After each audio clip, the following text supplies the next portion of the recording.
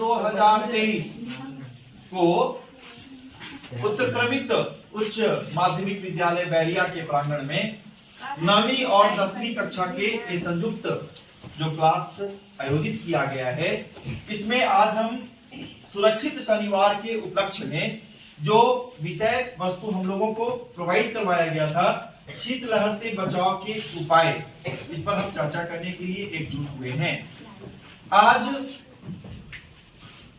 चूंकि ये दिसंबर का माह है और आपको पता होगा कि बिहार में दिसंबर के अंतिम सप्ताह से लेकर के जनवरी के अंतिम सप्ताह तक एक स्थिति बनती है जिसमें तापमान गिर करके लगभग 7 डिग्री सेल्सियस तक चला जाता है। ऐसी उत्पन्न स्थिति को शीतलहर का दर्जा दिया गया है। यह जानलेवा होता है और हर साल जितने लू से मौत होती है उतनी ही मौत यहाँ शीतलहर से भी होती है। इसलिए सरकार की एक मुहिम है कि आप छात्रों के माध्यम से न सिर्फ ये चर्चा यही क्लासरूम तक सीमित रहे, बल्कि ये चर्चा आपके माध्यम से निकल करके समाज के अन्य वर्ग तक भी ये पहुंचे। इसलिए ये आपका भी कर्तव्य होगा कि आप यहाँ से शीतलहर से बचाव के जो उपाय आप सीख कर जाएं, अपने घर वालों को, अपने समाज के अन्य लोगों को ये बात बताएं। आपकी छोटी सी उठाई हुई है कदम समाज में जो असामयिक मौत होती रहती है उस मौत से बचाव कर सकती है। आज शीतलहर जो ये विषय वस्तु जो चयनित किया गया है, इसके पीछे का जो उद्देश्य, सरकार का जो उद्देश्य है, ये उद्देश्य प्राकृतिक आपदाओं के तरफ खास करके जनमानस का जो बिल्कुल ध्यान नहीं रहता वो ध्यान आकर्षित कराना है। चाहे लू हो, चाहे ठंड से मौत, चाहे वज्रपात से मौत हो, आप देखेंगे कि हर बार कहीं ना कहीं एक समाज की क्षति, एक राज्य की क्षति, देश की क्षति होती है, मानव संसाधन की क्षति होती है। ये क्षति से निपटने के लिए जागरूकता की आवश्यकता है। न तो कोई इसके लिए विशेष उपचार है, न इसके लिए कोई सरकार की तरफ से उठाए गए कोई उस तरह के कार्यक्रम जिससे तुरंत भर में बदलाव आ सके। ये सिर्फ और सिर्फ जन जागरूकता पर आधारित विषय वस्तु है, इसलिए आपको जागरूक बनाना यही आज सुरक्षित शनिवार के इस उपलक्ष्य का एक मेन उद्देश्य है।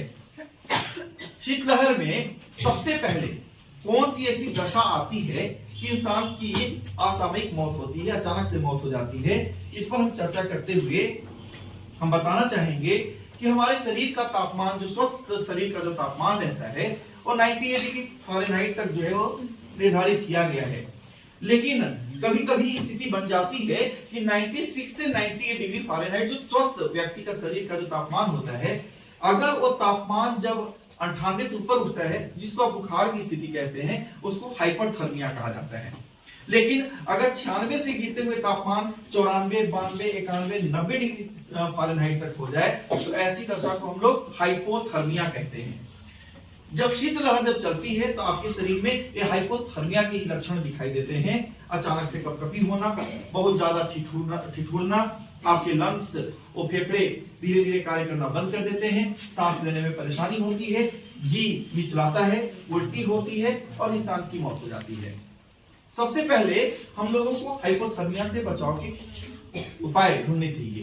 तो जैसे लगे आपको कि ठंड ज्यादा है तो सर्वप्रथम अपने शरीर के जितने भी एक्सपोज होने वाले अंग हैं, जो शरीर का एक्सपोज होने वाला ये चेस्ट वाला हिस्सा है ना, हाथ, क्योंकि ये हमेशा कलाई को बाहर निकालना होता है, अपने पैर, खास करके जो पांव कहलाए वो पांव, ये सारी चीजें जो है वो एक्सपोज टू एयर रहती हैं, हवा से बिल्कुल एक्सपोज रहती हैं। इनको बिल्कुल ढक के चले।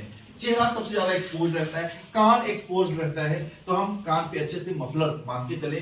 चेहरे को अगर नहीं ढक सकते तो कम से कम मास्क जरूर लगाएं, क्योंकि अभी पोलन ग्रेन्स भी उड़ेंगे, अभी बहुत सारे पराग कण भी उड़ेंगे और ये एलर्जी नामक बीमारी कॉज करेंगी, जिससे भी आपको सांस लेने में दिक्कत होगी, बहुत तरह की समस्या हो सकती है।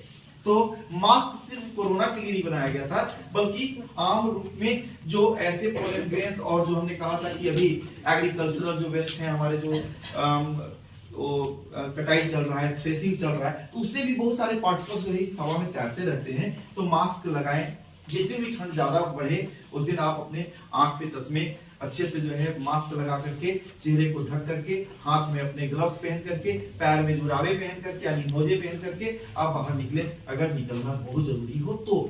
अगर नहीं जरूरी हो तो दिन भर घर में रहें। और जो सामान्य उपाय है, काढ़ा पीना, गर्म पानी का सेवन करना, गर्म पानी से स्नान करना, अपने को गर्म कपड़ों में ढके रहना, यही सारे उपाय से हम शीतलहर से अपने आप को बचा सकते हैं। न सिर्फ अपना बल्कि अपने परिवार के जनों का भी हम बचाव कर सकते हैं। इन्हीं छोटे से सलाह के साथ में मैं वेद प्रकाश पांडे आज का ये कार्यक्रम में मैं अपनी वाणी को विराम देता हूँ।